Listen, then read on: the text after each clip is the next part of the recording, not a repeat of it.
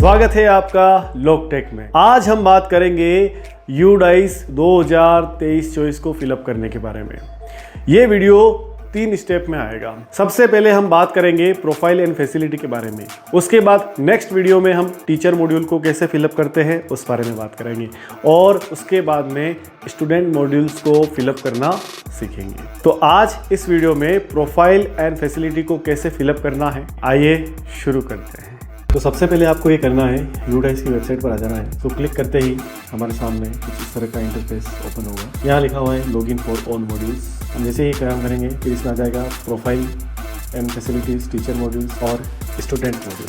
तो सबसे पहले हम प्रोफाइल एंड फैसिलिटी, जैसे ही हमारे सामने ये इंटरफेस ओपन होता है हमें हमारे स्कूल की यूडाइस आईडी और पासवर्ड हमें यहाँ पर सेट कर देना है।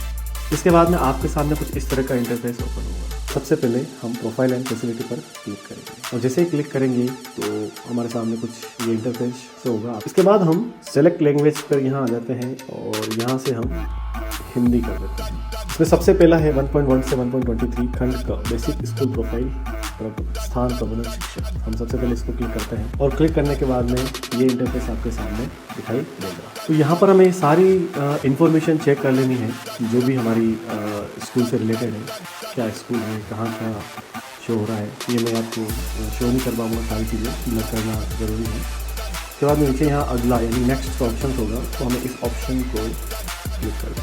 जैसे ही हम नेक्स्ट पर क्लिक करते हैं तो अगला पॉइंट आता है 1.24 से 1.36 मूल विवरण श्रेणी प्रबंधन संबंधता बोर्ड आदि का। यहाँ हमें इस पॉइंट में करना है विषय के रूप में पढ़ाई गई भाषा, 3 भाषाओं का नीचे उल्लेख करें। तो अगर आपकी जो भी भाषा है तो वो यहाँ देख लेना है। हिंदी में हिंदी भाषा किस किस क्लास को पढ़ाई जाती है, इंग्लिश किस किस क्लास को पढ़ाई जाती है। कक्षाओं को चुनने के लिए यहाँ एक कॉलम आता है, उसमें कक्षाएं आप सेलेक्ट कर सकते हैं।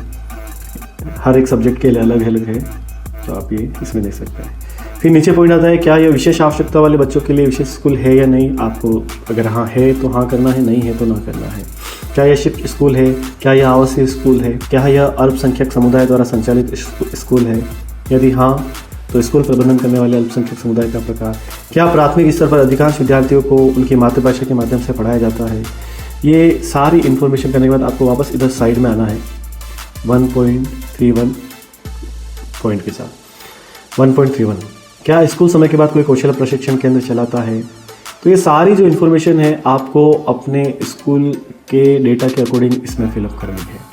नज़दीकी सरकारी सहायता प्राप्त स्कूल से स्कूल की दूरी किलोमीटर में आपको करनी है। प्राथमिक स्कूल, उच्च प्राथमिक, माध्यमिक स्कूल, उच्च माध्यमिक। नेक्स्ट, स्कूल के रास्ते में सभी प्राकृतिक और मानव निर्मित बाधाओं जैसे राजमार्ग, ट्रेन लाइन आदि के लिए छूट के बाद दूरी को पैदल दूरी के रूप में परिभाषित किया जाता है। ये सिर्फ एक इंडिकेट शो है। क्या स्कूल तक सभी मौसम में पहुंचने योग्य सड़क है, हाँ नहीं, जो भी इसको बताना है।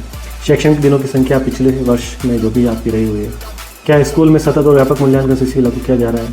अगर हाँ, अगर चालू किया जा रहा है तो हाँ और नहीं तो नहीं। फिर आपको सीधा इसको जमा करें और अगले पे आ जाना है। नेक्स्ट विंडो जो ओपन होगी आंगनवाड़ी, एसएमसी और एसएमडीसी अन्य। इसमें पहला पॉइंट है क्या आंगनवाड़ी केंद्र स्कूल परिसर के अंदर है, हाँ नहीं, आपको दोनों भर देना है। अगर आप यहाँ नहीं करते हो तो फिर आगे के कॉलम आपको फिलअप नहीं करने हैं, वो ऑलरेडी ब्लॉक हो जाएंगे। क्या बाल वाटिका सह स्थित आंगनवाड़ी स्कूल में प्रारंभ की जा रही है।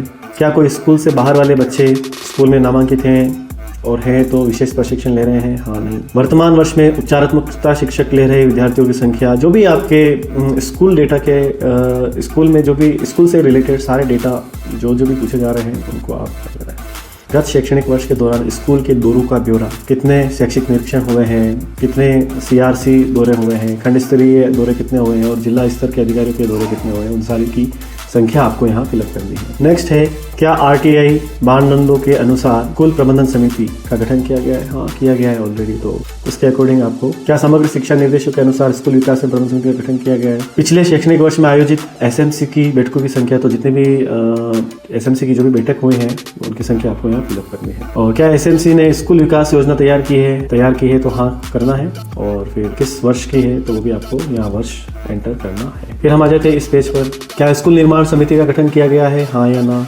क्या स्कूल ने अपनी अकादमिक समिति का गठन किया है, हाँ या ना? क्या स्कूल ने अभिभावक अध्यापक संस्था PTA का गठन किया है, यानी पेरेंट्स टीचर जो मीटिंग होती है उसका गठन किया है या नहीं? यदि हाँ तो पिछले शैक्षणिक वर्ष के दौरान आयोजित PTA बैठकों की संख्या कितनी हुई है? क्या स्कूल सार्वजनिक वित्तीय प्रबंधन प्रणाली के तहत पंजीकृत है, हाँ या ना? क्या स्कूल में बहुकक्षा कक्ष है तो हाँ, नहीं है तो ना? हाँ, एक ही कक्षा में एक साथ पढ़ाए जाने वाले बच्चों की संख्या और कक्षाएं, तो कौन सी कक्षाएं आप साथ में पढ़ाते हैं? अगर आप फर्स्ट एंड सेकंड को साथ में पढ़ाते हैं तो, अगर आप 3, 4, 5 को साथ में पढ़ाते हैं तो 3, 4, 5 को साथ में चुननी। कक्षाएं चुनने के लिए आपको वही कक्षाएं चुनने पर क्लिक करना है और ये आ जाएगा। इसको यहाँ से आप कक्षा अप डाउन भी कर सकते हैं। अगर किसी विद्यालय में कक्षा 1, 2, 3 एक साथ पढ़ाई जाती है तो वहाँ 1, 2, 3 चुन लेना है हमें, और अगर 4th और 5th एक साथ पढ़ाई जाती है तो हमें 4th और 5th क्लास को सिलेक्ट कर लेना है। नेक्स्ट पॉइंट है, क्या स्कूल किसी स्कूल परिसर का भाग है? अगर है तो हाँ, नहीं है तो ना। क्या स्कूल परिसर के लिए एक हब स्कूल है?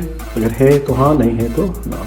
क्या स्कूल ने एक भारत श्रेष्ठ भारत के तहत कोई गतिविधि शुरू की है? अगर की है तो हाँ, नहीं है तो ना। क्या स्कूल को फिट इंडिया स्कूल के रूप में प्रमाणित किया गया है? क्या स्कूल सहकर्मी स्वयं शिक्षक मूल्यांकन के आधार पर प्रत्येक शिक्षार्थी के एक समग्र रिपोर्ट कार्ड प्रदान कर रहा है? PM पोषण के तहत परोसे गए मध्याह्न भोजन के दिनों की संख्या पिछले शैक्षणिक वर्ष में। यहाँ आपको ये ध्यान रखना है कि जितने आपके शैक्षणिक दिवस रहे हैं उनको आपको यहाँ नोट कर लेना है। प्रति सप्ताह दिन के लिए तो जो भी आपके शैक्षणिक दिन है उसमें 52 का भाग लगा देना है। प्रति माह दिन में तो आपकी जो भी शैक्षणिक संख्या थी उसमें 12 का भाग लगा देना है। हमें नेक्स्ट करना है, आगे हमारा ये विंडो ओपन हो जाएगा। इसमें निःशुल्क पाठ्य पुस्तकों, शिक्षण अधिगम सामग्री, खेल सामग्री और ग्रेडेड पूरक सामग्री की उपलब्धता का हमें ब्यौरा देना है। क्या निःशुल्क पाठ्य पुस्तकों का एक पूरा सेट प्राप्त हुआ है, हाँ ना?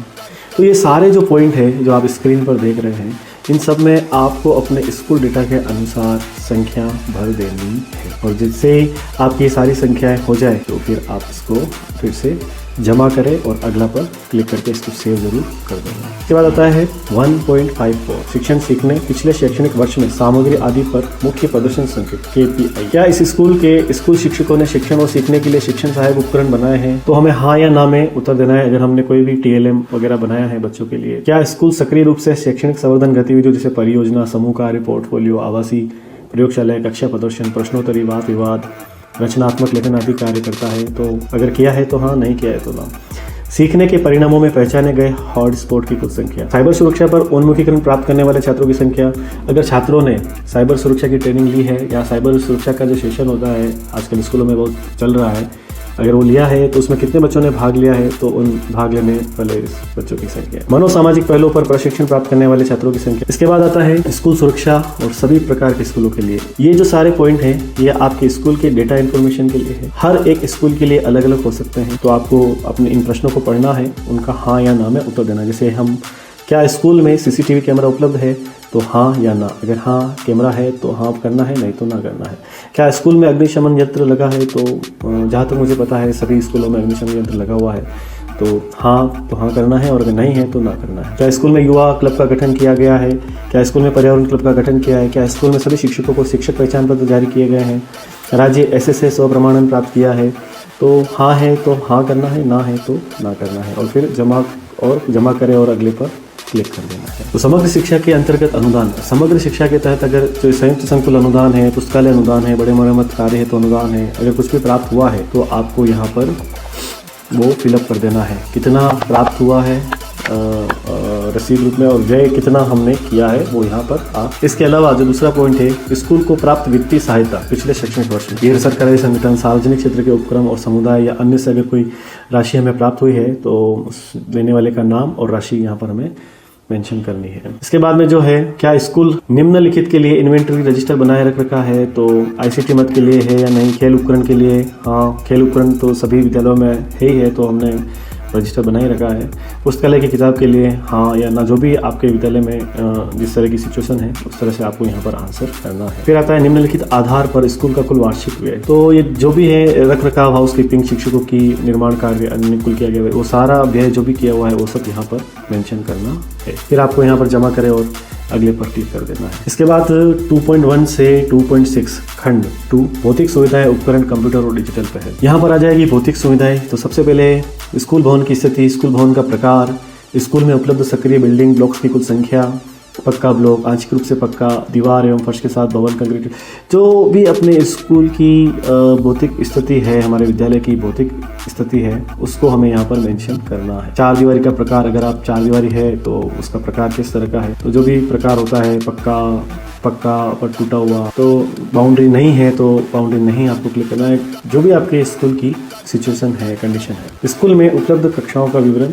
प्रयोगशाला कमरे शामिल नहीं है, तो अब यहाँ पर आपको कक्षाओं का उल्लेख करना है, कितनी आपकी कक्षा है। तो प्राथमिक विद्यालय है तो आपको जो भी 2 है, 3 है, 4 है, जिसे भी आपकी विद्यालय में कमरे हैं वो आपको यहाँ पर मेंशन करना है। स्थिति के अनुसार कक्षाओं का विवरण क्रम संख्या 2.4 का में उल्लेखित निर्देश उद्देश्यों के लिए उपयोग की जाने वाली कक्षाओं से। यहाँ हमें स्थिति के अनुसार पठन कक्षों की संख्या का पूरा ब्यौरा दे देना है। अच्छी स्थिति में है, मामूली मदद की आवश्यकता है, अधिक मरम्मत की आवश्यकता है, पूरा यहाँ पर कर देना है। जैसे ये होता है उसके बाद में नेक्स्ट आता है शौचालय की सुविधा। क्या स्कूल में शौचालय है? हाँ जी बिल्कुल है। मुझे नहीं लगता कि कोई विद्यालय ऐसा बाकी रहा होगा कि जहाँ पर शौचालय ना हो। तो हमें शौचालय और मूत्रालय का विवरण करना है कंप्लीटली। जो भी वर्किंग में है, जो वर्किंग में नहीं है, तो उन सब का ब्यौरा हमें यहाँ इस तालिका में हमें देना है। इसके बाद में आता है शौचालय में उपलब्ध पानी, न्यूनतम दुर्गंध, अखंड सीटें, नियमित रूप से साफ, कार्यशील जल निकासी प्रणाली, उपयोगकर्ताओं के लिए सुलभ, बंद दरवाजे, उसका ब्यौरा हमें यहाँ देना है कि साबुन से हाथ धोने की सुविधा है या नहीं, शौचालय सुविधा का स्थान उपलब्ध है या नहीं, स्कूल बिल्डिंग के अंदर है या स्कूल बिल्डिंग के बाहर लेकिन स्कूल परिसर में है, क्या भोजन से पहले और बाद में हाथ धोने के लिए साबुन से हाथ धोने की सुविधा उपलब्ध है या नहीं, हाँ बिल्कुल है,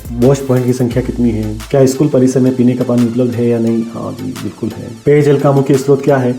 तो आपको आपके इस विद्यालय में जो भी इनमें से हैंडपंप, सुरक्षित कुआं, असुरक्षित कुआं, नल का पानी, पैकेज बोतल बंद पानी, यानी जो भी स्रोत है उनको आपको हाँ या नहीं में भरना है, और अगर हाँ है तो कार्यात्मक है या नहीं उसकी भी आपको एंट्री यहाँ करनी है। पेयजल की गुणवत्ता की जांच जल परीक्षण प्रयोगशाला से की जाती है या नहीं, हाँ या ना में आपको बताना है। क्या स्कूल में वर्षा जल संचयन की अवस्था है या नहीं है। रेन वाटर हार्वेस्टिंग का अगर आपके विद्यालय में उपलब्ध हो फंक्शन तो आप यहाँ कीजिए, अदरवाइज ना कर दीजिए। क्या स्कूल में पुस्तकालय की सुविधा, बुक बैंक, रीडिंग कॉर्नर है या नहीं है। तो पुस्तकालय हो तो हाँ करना है, बुक बैंक हो तो हाँ करना है, पढ़ने का कोना यानी रीडिंग कॉर्नर अगर है तो हाँ करना है, नहीं है तो ना करना है। क्या स्कूल सुविधाओं के विस्तार के लिए भूमि उपलब्ध है तो हाँ लिखना है, नहीं है तो ना करना है। क्या स्कूल में खेल मैदान की सुविधा उपलब्ध है, हाँ है तो ना, है तो ना। क्या पिछले शैक्षणिक वर्ष में छात्रों की स्वास्थ्य जांच की गई थी। पिछले सत्र के दौरान स्कूल में आयोजित स्वास्थ्य जांच की कुल संख्या अगर हाँ है तो ये आपको ऑप्शन यहाँ फिलअप करना है, और स्वास्थ्य जांच के मापदंड क्या थे तो वो आपको यहाँ हाँ या ना में फिलअप करना है। बच्चों को दी कृमिनाशक गोली, पूर्ण आंशिक रूप नहीं दिया गया, तो जो भी आपके स्कूल का जो डेटा है,